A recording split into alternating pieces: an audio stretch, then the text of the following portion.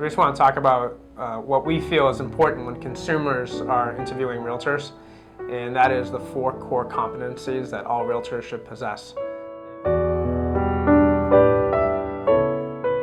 So we feel negotiating is number one. It's really important as you're interviewing a realtor, whether they're going to be selling your home or helping you buy a home, that you really ask them about their negotiating skills, what kind of training they have, and so forth, because they are going to be the advocate for you. Really, the importance of the residential realtor is to protect the equity that you either have in your home or to protect your position as you purchase a property. And Joanne and I make sure to watch our clients' steps from the beginning. If we're listing a home from the beginning as putting their home on the market from a strategic pricing point, and then when we have a home an offer, making sure that all the terms are right and so forth, getting through a home inspection, and then kind of walking it all the way to the finish line to ensure that the client's interest is protected and that they also have a great experience. And the second core competency is with marketing. And marketing is closely tied to the company that you work for and the type of agent and how you run your business. And one thing that Tom and I love about Gibson Sotheby's is the 5-person marketing team. They are the crux of everything that happens within our business.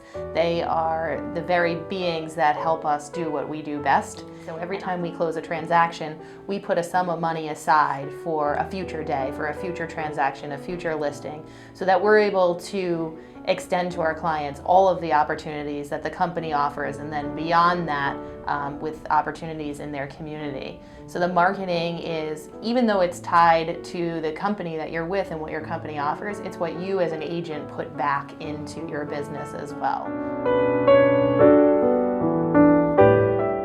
So the third core competency that we feel is really important is transaction management. So we've created a lot of structure in our transaction.